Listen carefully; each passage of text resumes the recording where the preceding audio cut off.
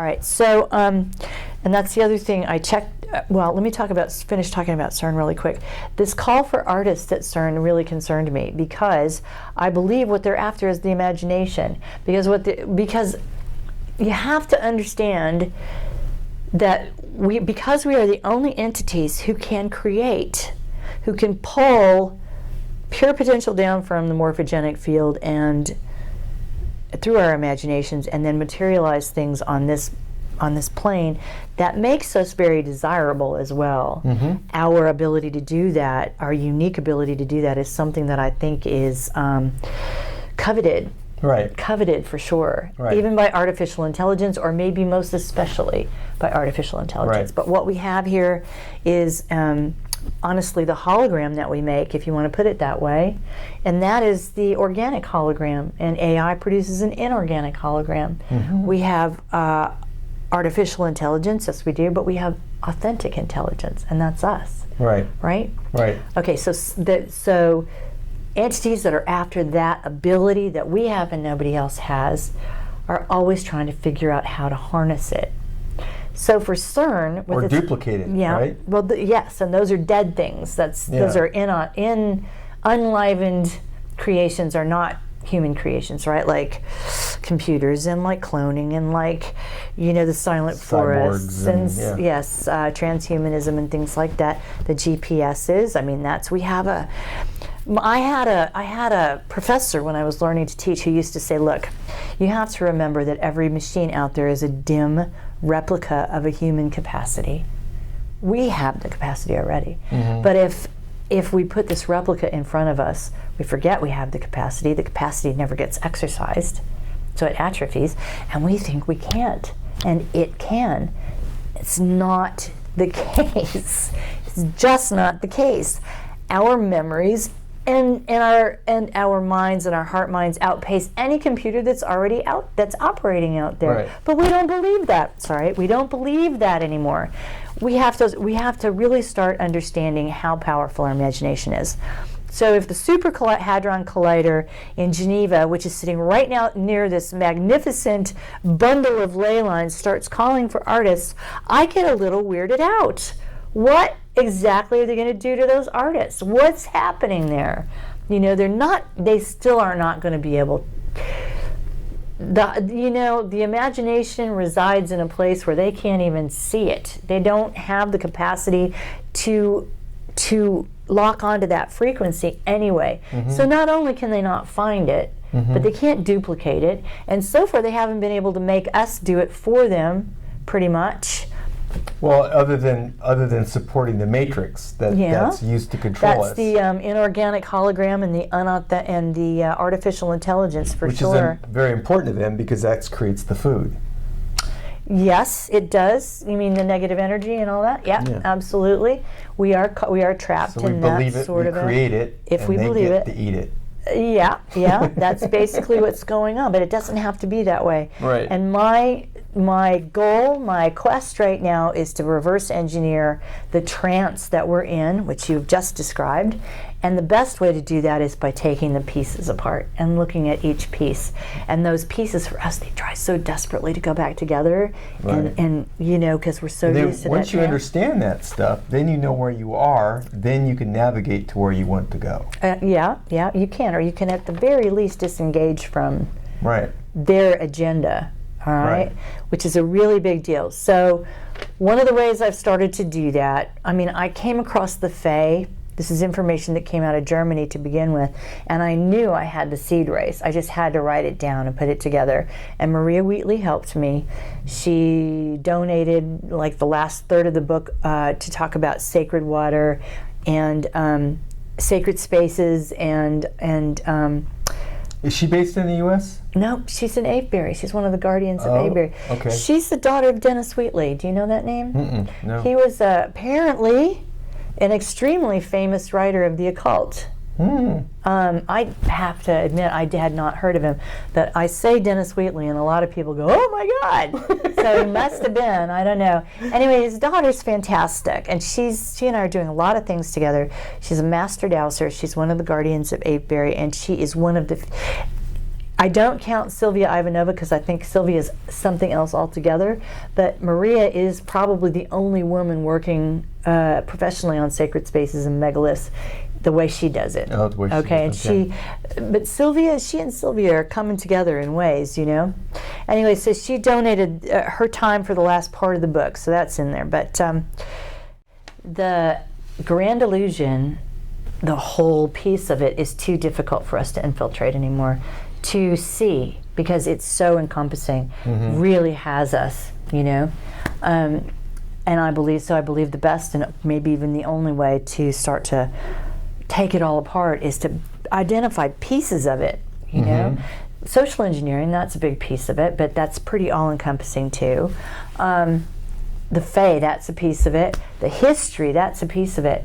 There are all kinds of bits that run our lives that if we analyze each one of them, we're in much better shape because they're big, all on their own. They take some doing to get comfortable with. Is that what the idea of the workbook is about? That's what the workbook's about. Okay. But what I decided to do was make a trilogy. I've got Dangerous Imagination, book 1. Book 2 will be three pieces, which I've actually serialized. The first 2 pieces are out. One is on the history, one is on the Fae. They're very general. They're 50 or 60 pages each, and they have prime sources so that you can go there if you need to. The third one's going to be on food, which is a really big con. And then those 3 I will put together as one book called the Workbook. Okay. But Duncan Rhodes from Nexus Magazine suggested that I serialize Dangerous Imagination, which I really did not want to do because those 2 pieces together I felt were the power of that book. With Harold's work. Yeah. Okay. Together, that's the power of that work. For me, it is. Yeah. So it becomes a no excuses book in that way. But this particular book, I thought, I can probably serialize it and send the bits out for people to have a look at. And anyway, so the second book will be all 3 of those things together when all 3 of them are written. And then the third book will be a grand opus on the imagination altogether, which will be wonderful. And I will get there very soon, very, very soon. So anyway, that's the workbook, and I think the only way we can get ourselves, our minds, and our hearts around what's happened to us is a bit at a time. And we really have to digest each bit and live each bit so that we can't, it's so easy to get sucked back into the whole thing, you know? It's like the coordinates for the location. Yeah. And then you can move forward. Yeah, exactly. So one bit at a time. But what I ended up doing, actually, I have my own channel where I park my interviews. This will end up there. Hard true. I just meant to park my interviews. But then I realized people were having a hard time with the history. That was the one that was causing them the most freak out, right? So I started a little vlog of my own called 13, and it was just sort of meant to take bits of things that people were having a hard time with and get a little bit deeper. That's what it was to begin with. And it's plus, we're dealing with a large portion of the population now that they don't read. You got to give them a video. You got to give them something to look at. Exactly. Exactly. Which is, that's okay. It's just something we all need to be aware of. If we're in the information business, it's like crucial. Yes. And actually, I've been playing around with 13, trying to figure out what I want it to look like, or what the best way is to talk to people or get the information across. I mean, if you go and look at those things, you'll see that that's what I'm doing. I'm trying to figure out how do I want this to look. I like the one you did with the precarious camera. Yes. I was like, cute. I would like to show you around. I so would, but this camera just balanced, and man, if I move, it's going to fall over. Yeah, I know, right? Yeah. That's great. It keeps it real, though. I love that stuff. Real. I love that stuff. Yeah. And then there was the first one where my daughter got a hold at the end of that one. Did you see the one where I'm holding up Anatoly Fomenko's book? No, I didn't see that. You gotta look at that one. It's the first one I did, and it was so funny. Actually, I told this story already once today. It's hysterical. It was the first one I did. I was with my kids in Maine, and I thought I want to do this, but I don't want to. Anyway, so I set it up, and I'm talking about Fomenko and the history and stuff. All of a sudden, I hear my daughter, who's 22, come down the stairs. I could hear her, and I was like, she stops. And I saw it's over my shoulder. So it's okay, that's my daughter. She's just coming through, right? Yeah. Only she didn't just come through. She came over to the interview. Oh. And she started talking to me about how close the camera was and all this stuff, you know? And if you watch my face, you can see I'm like, I can't believe she's doing. But she was, you know, she just wanted to help, and it ended up being really great. And she knew how to edit, and I kept saying, now, well, can we edit this out, because I'm 20 minutes in and I don't want to start over, la la la la la. And I was joking with her. I was like, you want to be in it? You want to be in it? Because I could turn the camera around, because I'm thinking, oh, I'll turn the camera around. Anyway, so she later on got a hold of it and edited it on Windows Movie. And she took that bit where we were discussing and she sped it up so we all sound like Mickey Mouse. And she was typing little things on the side like, you know, this is I said something like, do you want to be in it? This is my daughter. And in brackets right here it says, currently editing this, you know, and then we're talking. And I said, now you sure you can edit this out? And she's like, yes, Mom, I can. And then in brackets it says, liar. It was adorable, absolutely adorable. That stuff is so crucial because you can get so wrapped up into this stuff and get so serious and start taking yourself so serious. And every once in a while, if you can just kind of throw something in there that brings the humanity back, and then it helps people to stay with you and go, I can listen to this person. Yeah, it's all conversational with me, and it's all, you know, you got to have your personality out there, you know? Right, because a lot of the stuff's dark. It's very dark. I am not going to do bullet points unless I'm forced to, and I'm not going to be, you know, that's the trapping up here. You know what I mean? Yeah. We need to enliven everything we're bringing. So that was the first one I did. So anyway, I've got Hard True, where you will be able, aside from this man's channel, you'll be able to see it when he gives it to me on my channel too. And 13. 13's the number of transformation. So I thought, you know, let's call it 13. So, and it's all over the place, man. It's whatever I feel like talking about that day. But so, and clearing up things where people are having difficulties. Clearing things up, talking about various things. I took one out for a walk in the woods one time, not realizing that it was an 8-minute walk in the woods. That's a long time for a you know what I mean? But a very healthy thing for us to do. Very healthy thing to do. Did not know how to cut it. My daughter wasn't around. Anyway, but people, and I always have a really hard time shutting off my camera. I do. So I do this joke about the reach around all the time. Is she going to be able to do it this time? And they see up my nostrils because I'm like, you know. But they've gotten to the point where they really expect that now. At the end of 13, it's like the nostril shot. Right. That's what when I do. I love these in-person interviews. I always try to, if I can do an in-person interview, I will travel. I'll do whatever I can because the energy's so much better. Yeah. And Skype's okay, but Skype is like that's one of my arguments with Skype is that, you know, they're looking down at their laptop or whatever, and it's like you're looking at their nostrils. Looking up their nostrils. And I shouldn't talk, but I'm always like, before we start the Skype interview, I go like, get some books and put your computer up on some books so we can look into your eyes. You know, we're not looking at your chin. You know. Anyway. Yes, I agree with you. We're gonna run out of time, unfortunately, and I wanted to throw out some names that I encountered from reading your book and looking at your videos, and just for you to like talk about how you encountered them, how they've helped you, etc. And this will help people to kind of go back for themselves and corroborate a lot of things that you're saying. Absolutely. If I put a name out, it's because I want you to do that. Yeah, because you get challenged a lot on this stuff. Of course you do. Okay, so we talked about Maria Wheatley. We talked about Harold Klautzfella. Yeah. And what about Greg Carlwood? Okay, Greg Carlwood has a show called The Higher Side Chats. Right. Greg is extremely familiar and friendly with Sylvia Ivanova. They're good friends. And so right now, he's one of the first people I sent a PDF of that new book to have a look at, because he really would be somebody who could have a look at that and challenge or corroborate or any of that stuff. Yeah. So I highly recommend him. He's very, very knowledgeable about Ivanova's work and the false chronology. Higher Side Chats. Higher Side Chats, Greg Carlwood. So that's a YouTube channel, and he's got a website. He's got a subscription service. I just got onto that because his stuff is really good. He's doing a lot of stuff. My stuff's waiting, Greg. because he says he's doing a lot of stuff on Pizzagate right now. Yeah. There's all kinds of stuff. Yeah, that's big. So, yeah. Okay, we talked about Mark McCandlish. Who's a Californian. Fantastic if you want to know about aluminum nanoparticles and the microbiology that goes into chemtrails. Nanobots, all that stuff. And Mark is also, no one knows more about aviation, black ops in aviation, skunk works in aviation, like at Boeing and Raytheon and places like that, right. And materials for this super crap. Yeah. Right. So look up Mark if you have a chance. Yep. And then Duncan Rhodes is one who he's got Nexus magazine. I don't know. Yeah. He's kind of a conduit. He's just somebody who acts as Nexus magazine is actually a pretty big deal. I think it's global. You can get it everywhere but the States. Can't get it in the States.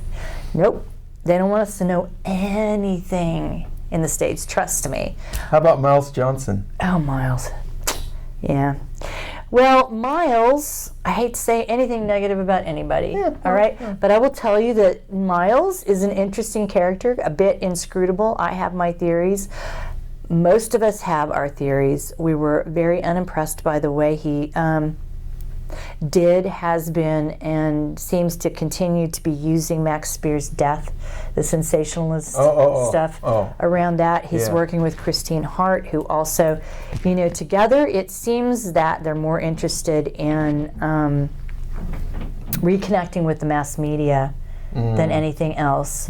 And so it doesn't look so great. Now, Miles is a... he does bases. He does bases in England. Okay. Miles has been around forever. Miles is into UFO stuff. Okay. All right. I will also say, Miles and I had a parting of the ways because I was supposed to speak at his conference last summer, and he and Christine Hart decided to bring the BBC in. And I was going to roll out the first Fay lecture. And I stay away from the mainstream media anyway. But I'm going to roll out the first Fay lecture in front of the mainstream media, who just a few years ago pretty much destroyed Miles's life by going after the experiencers that he was bringing. See, I don't get it. I don't get it. So there's a little bit of unclearness there. Okay. Yeah. Have you had any exposure to Miguel Mendonca's work? No. Okay. How about David Griffin? We talked a little bit about him. You can find him on some Bases. I think the Bases interview is the one I watched when he was talking about the black goo. Okay, so he's in that subject. He's in that subject. Okay. Black goo. Yeah. And George, we talked a little bit about Kavassilis. George Kavassilis, that one? Is that K-A-T-S-I-V-A-L-I-S? No. K-A-V-A S-S-A-L-A-S, Kavassilis. Okay, all right. A Greek extraction, I suppose. He lives in Australia, and he has a lot of wonderful things to say about galactic politics and the secret space program. You recommended it for the Orion issue. Yeah, if anybody has anything to say about that, it's going to be Kavassilis. The only thing he talks about that I completely disagree with is he says that our chakras are one of the ways we are kept hostage, and they need to be turned off. Oh. See, I can't quite make myself go there. Okay. But the rest of the stuff he says, not necessarily about the secret space program, but his explanation of how universes and galaxies work is so empowering to the individual human being. Do you know? Yeah. It's amazing. So kind of like the Marciniak books are very, very positive. I don't know, but the way he explains it, you are a universe all your own. Yeah. And that's cool. All right. Did you get to see him when you went to? I had a date to see him in Australia, and we couldn't find the right restaurant. I couldn't believe it. So you didn't see him? I didn't see him. Maybe if I go back, I'll see him. Oh my gosh. Okay. Yeah. Scott Stevens. I know who Scott Stevens is. Yep, he's a weatherman operating out of Craig, Colorado. Is it Crested Butte? Crested Butte. He has. And he started talking about chemtrails. Yes, and he got fired, and he's been extremely brave. I don't know him personally, but I think his work is quite credible. Okay. How about Robert Sepier? Probably also an article that I quoted. No. I mean, are you familiar with his work? Okay. No. All right. He's a writer. I'll show you his book later because I think you find his stuff interesting. How about Zecharia Sitchin? Do you have any? Yeah, I don't believe anything Sitchin says. Okay. No way. No, we are so not Lulus. We are so not that. Okay? We are creatures of great power. And I really think that those sorts of stories get floated to convince us we have no power. He was an enigmatic figure, becoming less so by the minute from my experience. Everybody is bailing on Sitchin except for Tellinger. Tellinger's making. Do you know Michael Tellinger? Oh yeah. I was on a panel with him. He was on that panel with me and Harold. I was talking about. Okay. Tellinger's floating Sitchin stuff. That's the basis of his whole argument. Is Zecharia Sitchin stuff. Interesting, because I love his stuff on Ubuntu. Mm-hmm. Yeah, the contributionalism. Mm-hmm. Yeah. I do know that. Okay, I want to ask. Oh, Anthony Sutton. I don't know him. Okay, he talked about Skull and Bones and the education system. He was my exposure to the education system, the stuff that came over from Germany and the United States. Prussian education Amazing system. writer, did wonderful stuff, and he's way ahead of his time. Anthony Sutton. Okay. The other thing I wanted to talk about, we're going to run out. Okay, it was Antarctica. It's in the news now. Antarctica, big time. What's going on with that? John Kerry got kicked out of Antarctica, ended up in New Zealand, and then there was that massive earthquake. Number one. Number two, you had who's the astronaut that just got hauled out of there? Buzz Aldrin. Buzz Aldrin just got hauled out of there and said he saw something that was pure evil or something. Yeah, they found out that the tweet was actually fake. I haven't been able to verify that. I can't quite see Buzz Aldrin tweeting. Can you? He's 100 million years old. Yeah. You better tweet this from the hospital. No, I just don't see it. Yeah. So in terms of ancient history, though, Antarctica is going to end up being like a big door opener for the whole planet. I'd like to know if Ivanova has any info on it yet. Okay. Because she's been traveling the globe looking Ivanova. For all of these connections. Earth, what's it called? Earth? New Earth. New Earth. Okay, that's a YouTube channel. Yeah. Highly recommended. Start with one. I mean, I've had people go in and start with like 141 and go, I don't understand. Start with one. Yeah. The first one. Yeah. And work your way through. Okay, so and then we're going to wrap this up, and I'm going to turn it over to you. But what I want to talk about is Goddess Energies, Sophie's Triumph, and the next few months we have here, and what that might look for us. Because I want to end this on a good note, because this is an introduction to a lot of like pretty dark stuff for a lot of people it's kind of like a call to action. It is the introduction to a lot of dark stuff, but what you have to realize is that some of us are telling you is the origin of your power is still there. We have amnesia, very much on purpose. That's been done to us, and the veil is very, very thin between this illusion out here and what's real in here. And each individual, every individual with their own imagination, all by themselves, has enough power to stop everything that's going on. This is the reason that it is full spectrum dominance. It's one of the ways they put it. This is the reason why so much time, energy, money, effort, and all of that gets put into creating and maintaining this illusion around us, not because we're so easy to subdue, but because we are so hard to subdue. That is our power. We leak out everywhere. And so there's this constant effort to keep us contained. That's how powerful we are, each and every one of us. We are connected to this planet. We are the caretakers, or some of the caretakers of this planet. The thing about chemtrails is that was concocted to change the plasma around us. Plasma is very, very important. We have plasma inside us. I mean, we donate plasma. There's plasma out there.